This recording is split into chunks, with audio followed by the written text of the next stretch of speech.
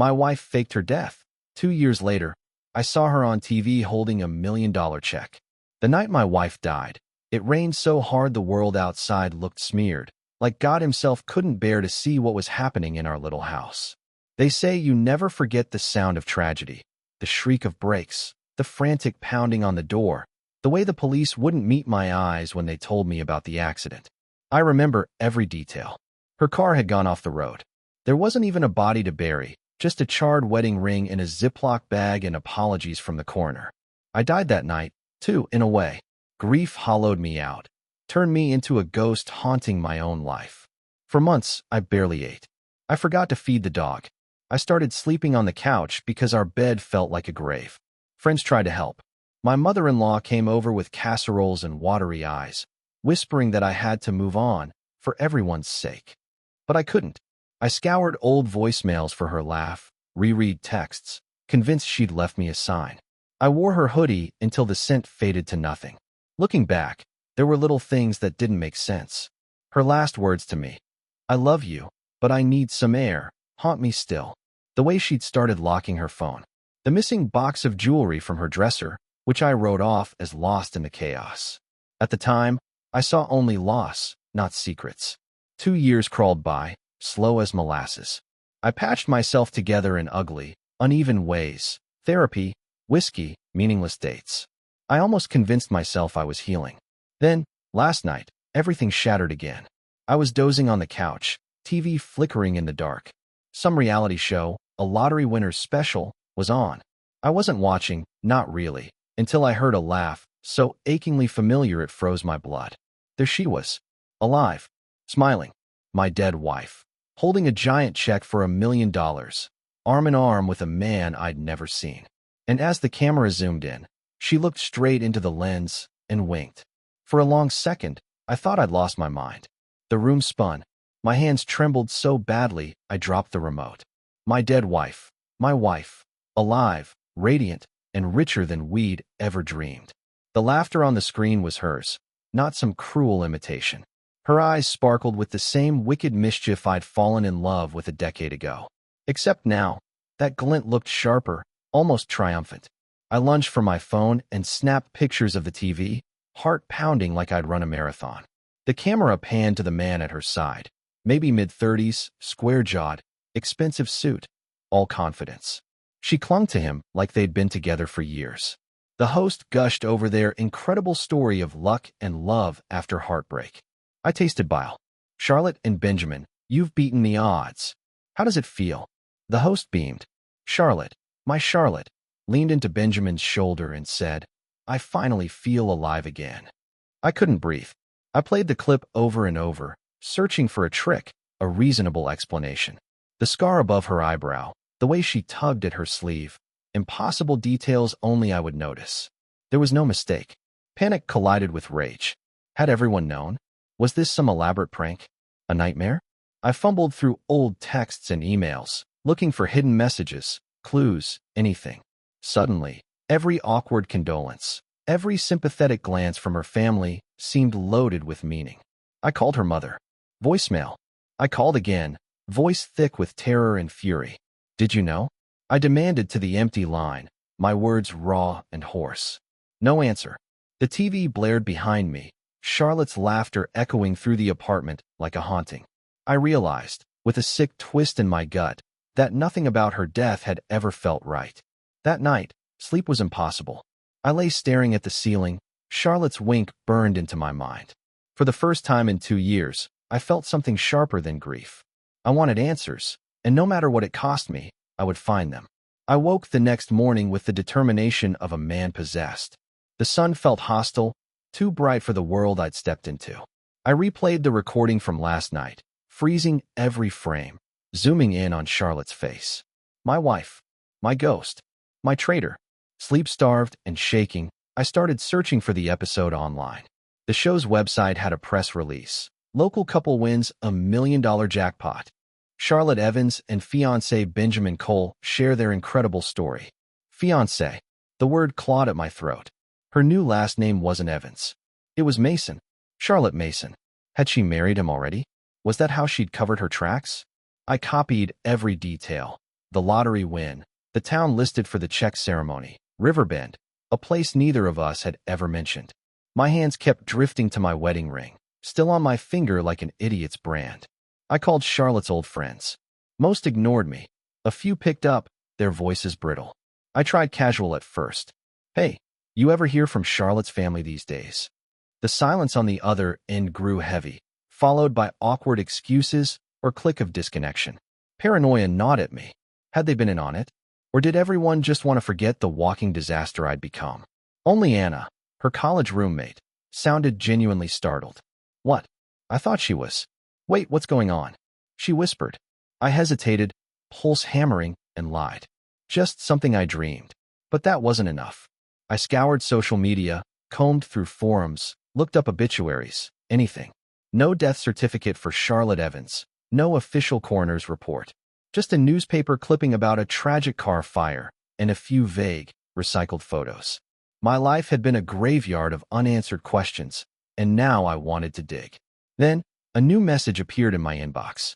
No sender, just a subject line, stop looking. I stared, cold dread flooding me. Someone was watching. The email pulsed on my screen, almost taunting. Stop looking. No greeting. No sign-off. No sender. I hovered over the message, torn between slamming my laptop shut and clicking open, hungry for anything. A clue, a threat, a sign. Curiosity won. I opened it. The body was empty except for one line. You're in danger. Let her go. A chill crept up my spine. Who would send this? Was it Charlotte? Benjamin? Someone else who'd noticed my sudden online activity? My mind spun with possibilities. Was this a warning or a trap? I barely slept that night. Phone clutched in my hand. Door bolted, jumping at every sound. I kept checking Charlotte's social media. Nothing. No posts, no tags. Not even an account under her new name. Benjamin was a ghost online too, but I found a LinkedIn with his face, an entrepreneur with a spotless digital trail and one cryptic update from last week. Excited for a new beginning. Sometimes you have to burn the past to build the future. The words felt personal, aimed right at me. The next morning, I drove to the address listed for the lottery ceremony, Riverbend Community Hall. It was 3 hours away, an old brick building beside a faded strip mall. I sat in my car, heart pounding, scanning for anything out of place. Inside, the staff remembered the event, but not the details. Yeah, TV crews, big check, nice couple. The receptionist said, barely looking up. Didn't catch their story, sorry. I lingered, hoping for a slip, a phone number, a receipt, a rumor, but nothing. It felt like chasing smoke. Back home, Anna called. Her voice was sharp. Okay, what's going on? You sounded off yesterday. Are you in trouble? I hesitated, torn between protecting her and wanting an ally. Anna, I think Charlotte's alive. I saw her on TV. Silence. Then, that's impossible. Is it? I whispered. Before she could answer, my phone buzzed. A restricted number. I answered, heart racing. On the other end, a low, distorted voice. If you value your life, stop digging. Some graves should stay closed. The line went dead. The call rattled me to the core. I stared at my phone, replaying the metallic voice in my mind. Some graves should stay closed. Was this just another scare tactic, or something darker? My hands shook, but adrenaline made me reckless. Whoever was watching me knew more than I did, and that was unacceptable. I dialed Anna back, voice barely steady. Anna, you have to believe me. Someone's threatening me to stop looking. I think Charlotte's in real trouble, or I am. She hesitated, then her voice softened. You sound scared. I'll help, but we need proof. Real proof. Can you send me the video? And that email? I forwarded everything. If anything happens to me, tell the police. I said, half joking, half serious. Anna promised she would, but I could hear the worry in her voice. I spent the afternoon glued to my laptop, digging deeper. Lottery records were public. I found an article on the Riverbend Gazette. Local couple's stunning lottery win. The photo was blurry but unmistakable. Charlotte, smiling, Benjamin's arms slung around her. The caption called them newcomers, and a quote from Benjamin caught my eye. We're just grateful for second chances. Second chances. Was that what this was to her?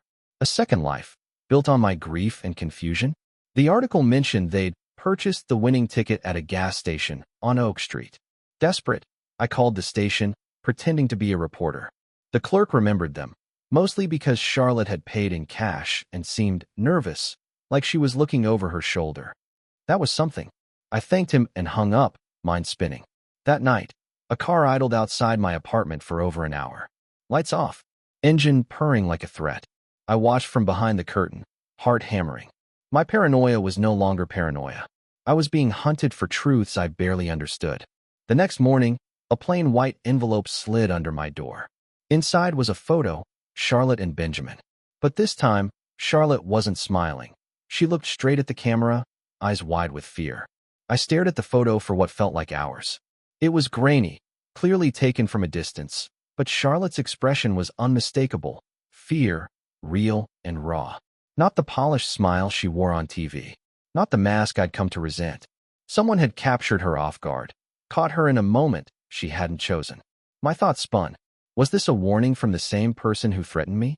Or was someone else trying to help? I flipped the photo over. No note, no clue. Just a date scribbled in sharp black ink. Last week. The same week she'd won the lottery. The same week I'd seen her alive. My hands shook as I texted Anna a photo of the image. Me. This was just left at my door. I think she's in danger too. Anna, this is getting scary. I'm coming over. Don't do anything stupid. I barely had time to process before she showed up, hair still wet from the rain, eyes blazing with questions. She took in the mess, papers, screenshots, empty coffee mugs, then the envelope. She studied the photo, her lips pressed thin. Anna, this isn't some random prank. Someone's following her. And you. We decided to go public, in our own way. Anna posted the photo to a private online forum she trusted, asking if anyone recognized the location in the background. A brick wall with a faded mural of a river and some old graffiti. Within an hour, a stranger replied. Looks like the alley behind the old textile mill in Riverbend. It was a lead. My heart thudded. Anna tried to talk sense into me. Let's tell the police, at least. But what could I say? That my dead wife was alive and someone was sending me photos of her? As night fell, a new email arrived. You're getting close. Walk away while you still can. Anna's face paled. My mind raced. Whoever was watching, they were always one step ahead. But now I had a place to go, a new thread to pull. And for the first time, fear and hope twisted together inside me. Tomorrow, I'd go to Riverbend. Whatever waited in that alley, I needed the truth, no matter the cost. Riverbend looked like any other faded American town, boarded up storefronts, half-dead trees, the river cutting through like an old scar. Anna insisted on coming along, no matter how much I argued. You're not going alone. I'm not letting you end up as a true crime podcast, she snapped, grabbing her keys. The old textile mill squatted at the end of Main Street, abandoned and hulking. Its brick walls were flaking, and the alley behind it was just as the photo showed. The mural, the graffiti, the sense of emptiness thick in the air. We parked a block away and walked, pretending to be casual. My heart thudded so loud I worried Anna could hear it. A stray cat darted from behind a dumpster. The place was deserted. At least, that's how it felt. I retraced the angle from the photo, lining up the background. Anna snapped pictures on her phone, looking for clues, any detail we'd missed. Then we heard it, a scuff of footsteps behind us. I spun, pulse hammering. A man stood at the alley's entrance, hood up, face in shadow. Anna's grip tightened on my arm. Do you know him? No, I whispered, but something about his stance sent a chill down my spine. He approached, hands visible, a forced smile on his lips. You looking for someone? His voice was low, cautious. I tried to play dumb, but Anna blurted. We're looking for Charlotte. We know she was here. The man's eyes darted to me. You her husband? I nodded, unable to find my voice. He stepped closer, dropping his hood. He was older than I expected, with worry lines etched deep into his face. Charlotte don't want to be found. Not by you. Not by anyone. Anger flared. Then why is someone sending me photos? Why the threats? He hesitated, then slipped a scrap of paper into my hand. She's in trouble. Bigger than you know. Go home before you get both of you killed. He turned and melted into the shadows, leaving us alone and shivering in the dying light. Anna looked at me, eyes wide. What now? I unfolded the note. There was only an address, and a single word, scrawled in panic. Help. The paper felt damp in my palm, the ink slightly smudged. The address was unfamiliar, on the outskirts of Riverbend, near the highway. Anna's lips were pressed tight, but she didn't try to stop me this time.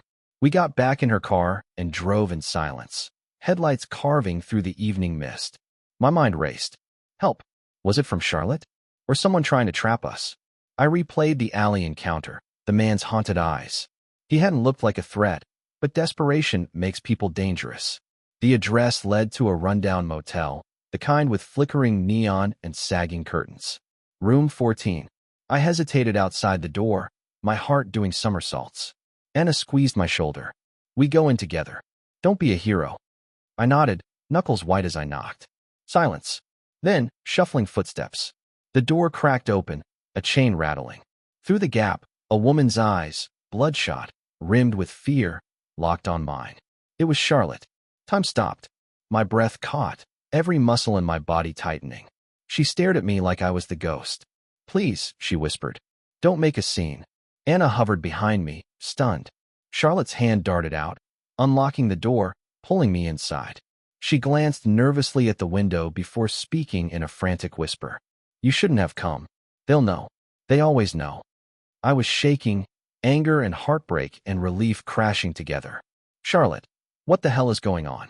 Why did you? She pressed trembling fingers to my lips. I can't explain here. Not safe. But you have to believe me. I didn't want to hurt you. I had no choice. Anna stood guard by the door, watching the lot outside. Charlotte grabbed my hand, eyes wide with terror and something like hope. If you want the truth, meet me tomorrow, 8 a.m. Lone Pine Park. No one else. I'll explain everything.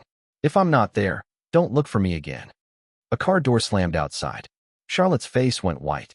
She shoved us out. Go. Now. We scrambled away, my mind reeling. Tomorrow, I might finally get answers. Or lose her all over again. I barely slept, replaying Charlotte's haunted face over and over. I kept picturing all the things I'd say, all the accusations and demands, but when morning came I was just numb. Anna drove us in silence to Lone Pine Park, an overgrown strip of green on the edge of town, mist curling over the playground and empty picnic benches. Anna squeezed my arm.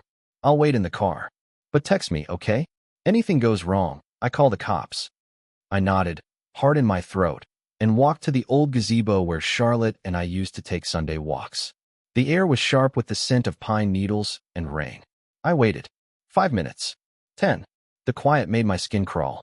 Then I saw her, Charlotte, in a gray hoodie, sunglasses pulled low. She moved like she expected to be followed. I stood, breath catching. She sat beside me, hands fidgeting, not quite meeting my gaze. I know you hate me, she said, voice raw. You have every right. I shook my head, anger slipping through my confusion. Just tell me the truth. Why fake your death? Why leave me to rot? She looked around, then finally met my eyes. They were going to kill me, Alex. I found out things I shouldn't have, about Benjamin, about his family. It started as a stupid affair, but he's dangerous. I tried to leave, but he threatened me. He threatened you. The world tilted. You chose him. You left me for him. Her face twisted. It wasn't supposed to be like that. I tried to run. The accident, it was his idea. He set everything up. I went along because I thought it was the only way. Then the lottery, it's not what it seems. It's a front. Money laundering, I think. I was just supposed to play the part, but now I can't get out.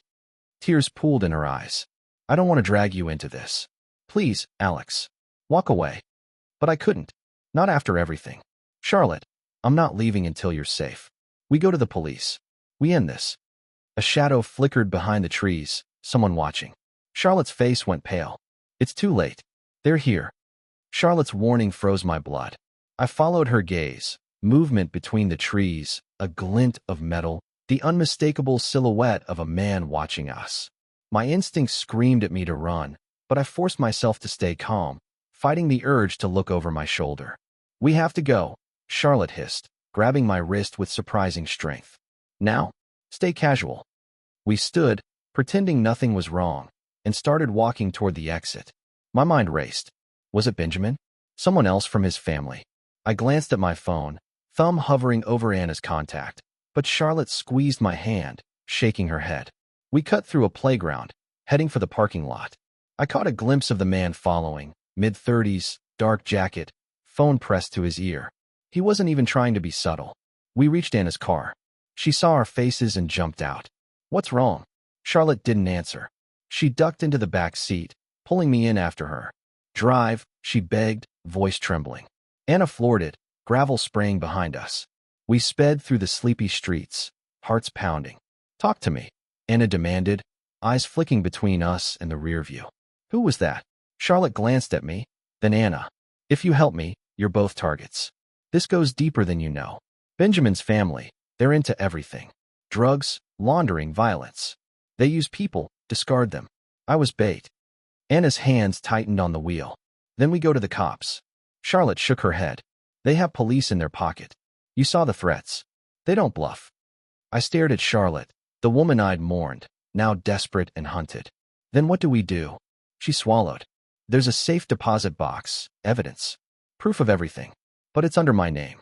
I never thought I'd live long enough to use it. If we get it, maybe we have a chance." Anna's knuckles whitened. "Where?" Charlotte hesitated, voice barely a whisper. "Downtown Riverbend Bank. We need to hurry. They're coming." As Anna turned onto the highway, headlights loomed in the rear view, growing closer. We weren't just running anymore. We were being hunted. Anna's little car roared down the highway, but the headlights in the mirror stuck to us like glue. My pulse thundered in my ears. "Lose them," Charlotte whispered, voice tight with panic. Anna swerved through a yellow light, barely missing a truck. The pursuing car sped up, drawing closer. I caught a glimpse. Black SUV, tinted windows, no plates. Whoever was inside, they weren't amateurs. Charlotte ducked low, clutching her bag like a life raft. "If they catch us, they'll make me disappear for real this time. You too." I glanced at Anna, who's white-knuckled but focused. "Hang on," she muttered, veering off the main road and down a side street lined with empty warehouses. The SUV followed, undeterred. Suddenly, Anna slammed on the brakes and yanked the wheel, turning sharply into an alley. The SUV shot past the entrance, tires screeching. We all held our breath, hearts pounding in the darkness. A tense minute crawled by. Anna peeked out, then eased forward, winding through back streets until we reached the downtown bank. We parked blocks away, blending with early morning commuters. Charlotte led us to the side entrance, eyes darting. "Wait here," she said to Anna, then looked at me. "I need you with me. If anything happens, you run." Inside the bank, everything felt surreal. Fluorescent lights, piped-in music, the world moving on like nothing had happened. Charlotte showed her ID, hands trembling. The clerk gave a polite smile and vanished into the vault. Minutes dragged by. My thoughts were a tangled mess of hope and dread. Would this box really hold proof? Was this finally our shot at freedom? The clerk returned with a small, battered box. Charlotte's hands shook as she opened it. Inside, documents, a flash drive, a burner phone, and a stack of cash. She looked up, eyes brimming with tears. "This is it. Everything we need to bring them down." Suddenly, a commotion by the entrance. Two men in dark suits, scanning the room, their gazes locking on us. Charlotte's grip tightened on the box. "It's now or never," she whispered.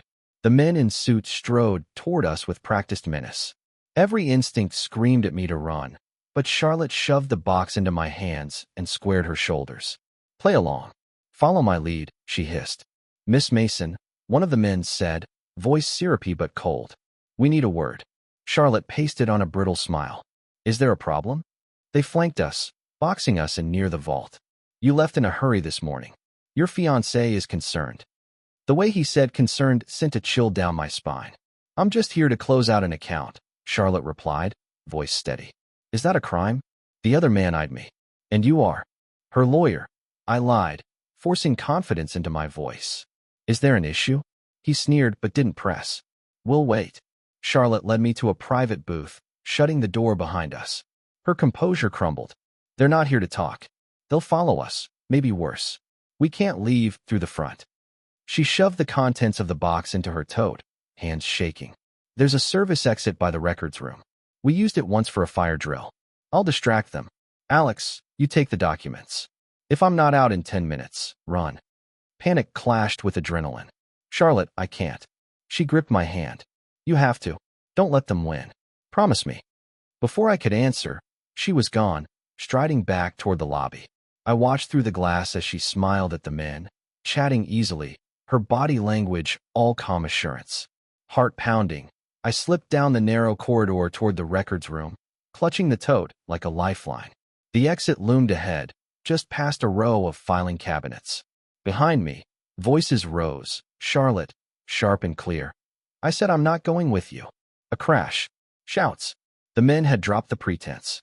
I broke into a run, pushed through the service door, and spilled out into blinding sunlight. Sirens wailed in the distance.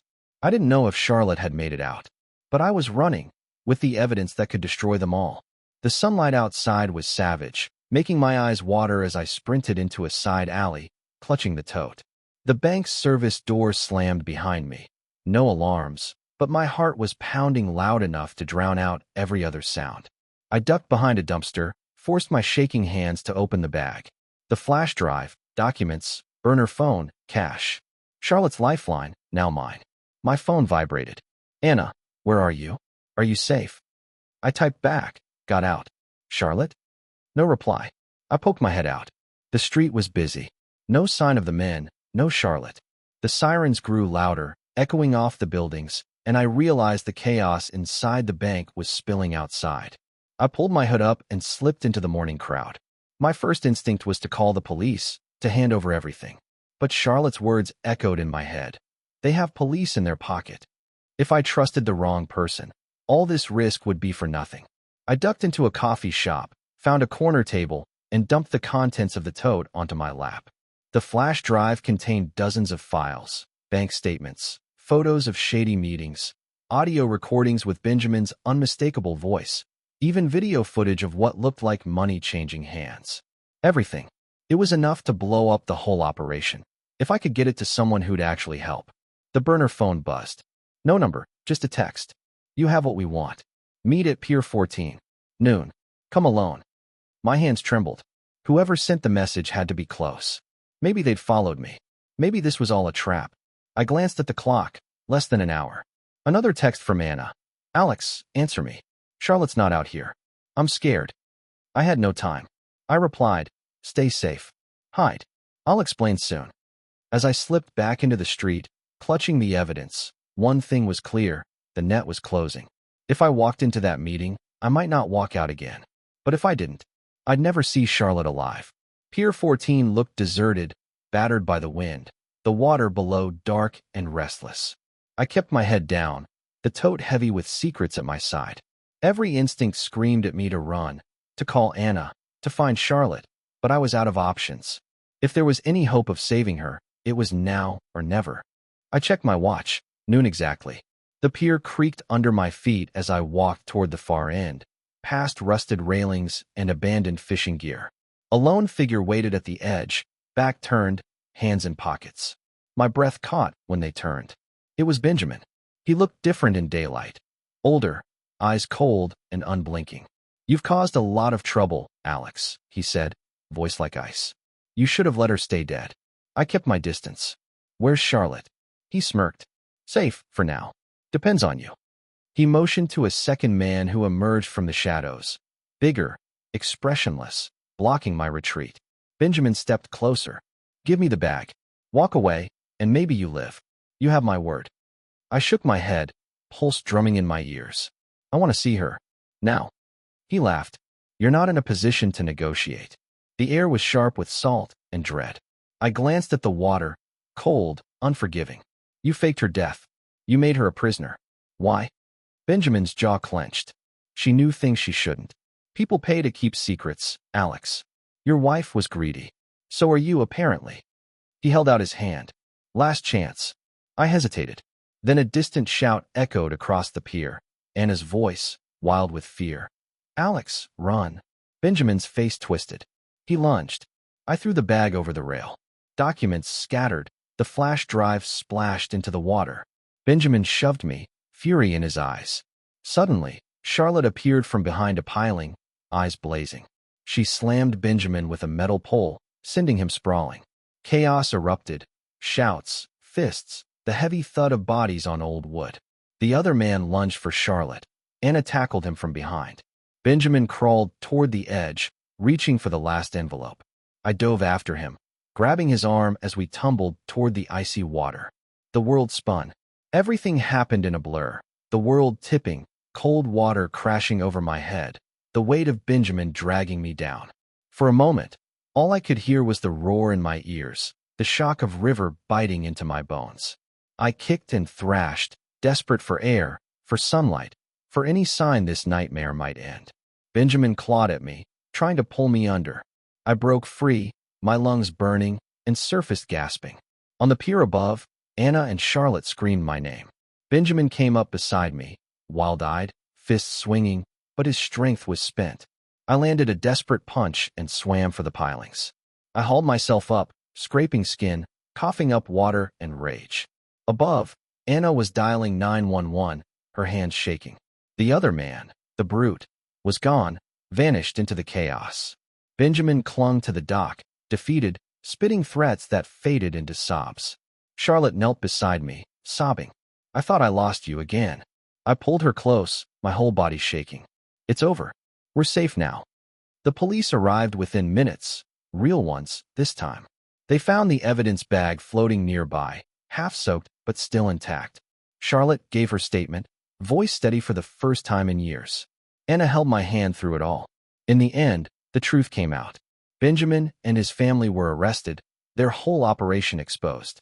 The lottery was a front, the money dirty, the body in the car fire never identified. Charlotte testified, protected at last. The weight we'd both carried finally lifted. Months later, Charlotte and I stood by the river, the water peaceful now, washing away the stains of the past. She turned to me, tears in her eyes, not of fear, but hope. I don't deserve forgiveness, she whispered. I squeezed her hand. Maybe not, but we both deserve a chance to live. And as the sun broke through the clouds, I realized I finally felt alive again. No more ghosts, no more running. Just the promise of something real, fragile, and new.